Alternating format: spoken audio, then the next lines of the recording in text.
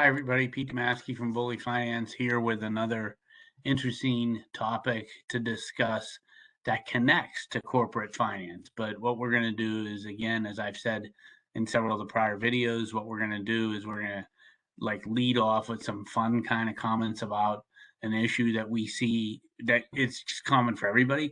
And then what we'll do is we'll drive it forward into corporate finance setting. So today's discussion is about the velocity of change and the ability of the business person to forecast change in a dynamic market. So I'll go back and I'll lead off by saying I'm no longer cool. So I got three kids, and two of them are in the 20s, one's in the teens, and from being dad that you do everything to dad take me here to dad take me here, but don't show up to dad you don't even need to take me here. Now I'm just like marginalized, right? So one of my safety zones is to look to see what my kids are watching on TV, because hey, I've been home since for 14 months now, and that's one thing. I guess I get to know my kids a little bit better. So when I sneak into the other room and they're watching our iPad or we're watching something on TV, I get to see what's going on. So my daughter's watching this new show, and it's called The Mighty Ducks, and it's a Disney series. And I tell her, I say, "Hey, do you know that used to be a movie, like kind of I think in the '80s?" And she said, "No, Dad, I didn't even know that." And it's like, I'm thinking to myself, "Oh God, the time is passing by, right?"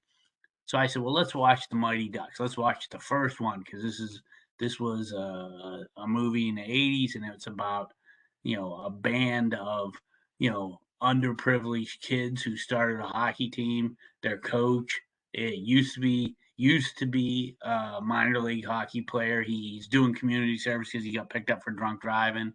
Whatever. It's one of these feel good stories. There's villains in the story, other hockey teams that are all prepped up and lots of money, and just beating the hell out of these kids. All right, so I'm watching this, and this film I think is in the mid '80s. And the first thing that I notice, as I'm always thinking about business, guys, is around the boards of the hockey rink, there's advertisements. And the first advertisement that I run into is Winston cigarettes, and the second one was Budweiser beer. Guys, the movie was made for young people in the mid '80s, and it had cigarettes and beer on the scoreboard and on the boards. Okay. And you think about things that are no longer appropriate in our society. It's like, holy smokes. And I'm in shock. I'm like laying on my living room floor and trying to get the attention of my daughter. And, she's actually on her iPhone watching something else, but that's another story. So that's 30, 40 years ago, right? And I'm thinking about other things. And the fact is, and a funny thing that I was thinking about is there used to be something called the Segway. And I think the Segway came out in the early 2000s, and this two-wheeled thing that you saw all the policemen at the mall riding around on, or on the street corner. And this was going to be the new change. This was going to be what you seen on the shore boardwalk. This is going to be going up and down your street.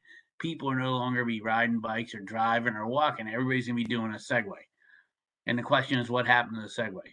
Okay, now that's about 10 to 15 years ago, right? Segway, done. Okay, I don't even know. I don't see any advertisements. I don't see anybody riding it. I don't see anybody with helmets on zipping around the mall. Okay, so this was an idea that kind of failed. So now let's go back to this year. And the funny example that I thought about is when I went to use the restroom in my house, as I'll deem it, called the restroom. I noticed that on the countertop there's a 2-ounce container of disinfectant that is in a Baby Yoda little dispenser, because I like Star Wars. I'm trying to be cool with my older son, who is still a Star Wars fan. So someone got me a Baby Yoda thing. Now this Baby Yoda sanitizer has been there for 6 months, and half of it's still there. So that means in one 6-month period, we've used approximately 6 ounces of hand sanitizer.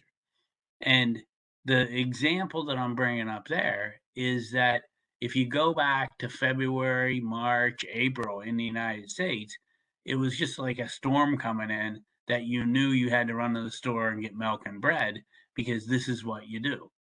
And when there's a contagion coming down the pike, the first thing you do is you run out to all your stores and you buy up the toilet paper and you buy the hand sanitizer. And when there wasn't enough hand sanitizer to be created, my son is actually, an engineer, and he is making, okay, hand sanitizer in gallons out of vodka and baking soda and whatever he was doing. And I'm thinking to myself, I'll be in there drinking the soap fairly shortly if this continues. That example is real life where I think that that's an example of where business, just changes radically based upon something that we call a systemic risk. Something systemic in the market causes purchases of something to go up or down. Now, the fact is let's talk about your ability as a corporate finance person to actually predict these things, right? Could you predict that over the long term, that very profitable beer and cigarette companies would be marginalized? Now, my observation is, and I'm not familiar with either one to some extent that I can speak to, but there's a lot of consolidation in the beer industry. Okay. So if you look to see, well, back in the day, it was like Anheuser, Miller, and Coors were the big three American brewers. We don't have an American brewer anymore because Anheuser-Busch got bought out by InBev. Coors merged with Molson. Miller got taken out by another firm. So we don't even have an American beer company anymore. Okay. So you're thinking to yourself, that's interesting. Well, where's the cigarette companies at? Where is Winston Cigarettes? I don't even know who owns Winston Cigarettes anymore. Okay. Who owns Marlboro, potentially the most common cigarette in the United States?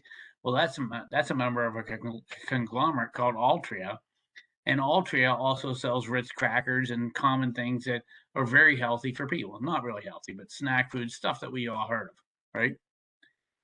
So that's in a 30-year window. And then you have ideas come out that seems to be this is going to be the way our society is going to go. Everybody's going to be riding on these two-wheel things, and this is going to be great. And I'm not saying that that's totally gone, but within 10 to 15 years, that was kind of an idea, and now it failed. Okay, now we think about silly stuff like hand sanitizers and how in the short term there can be very big draws on this stuff, and then it drops down. In business today, we are looking at a topic that is near and dear to my heart, which is called the sustainability of your revenue stream and if you can sustain your revenue. So, in the financial sector, Pete just gone off on a tangent of real business. In the financial sector, okay, you have investment banks, you have financial institutions that have had a pretty good last 2 or 3 quarters. And the 2 or 3 good quarters could have been benefited by the fact that there is a pandemic in the marketplace and the market is trading more, it's putting on more hedges, it's speculating more. There's more volatility, which causes me to have the ability to actually have a view. And when I have a view, I either need to do something about it, like to hedge my risk, or enter into more risk to take advantage of that perspective situation. So here's the scoop, guys. At the end of the day, it's very difficult to predict this stuff. And the way that I look at the world is that you kind of need these benchmarks. And I'm doing this. You need this boundary set to help you make decisions of where you want to go. Yes, you are not going to be able to benefit forever based upon the pandemic. However, some of the benefit we got through the pandemic, is this now sustainable at a new level? Okay, hey, Segway. Segway sales were X amount of dollars in 2010, and now they're half that. Okay, is Segway something that can come back? It may or may not. Okay, hey, what's going on with the beer and the cigarette companies? And by the way, if you think about it, think about our change in and this is actually a 2 to 3 year thing where now we're getting into green investing and social responsibility with our investing. And the fact is that 2 or 3, 4 years ago, no one really even heard about this. And so is social and green investing by firms. Okay, is this a marketing ploy because it sounds good and it does sound good? Or is this the new norm where now we're going to consider creating value through being socially responsible as well as being environmentally responsible? Okay, guys. So, hey, here's the scoop. If you like what you hear, check us out on YouTube. We got a YouTube channel called Bully Finance. Okay, you can check us out at bullyfinance.com.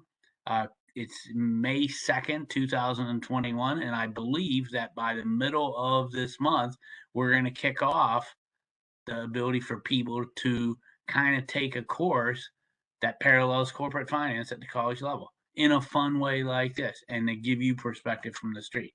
Okay, guys, take care. And remember, never go into a battle with unarmed. Have a good one.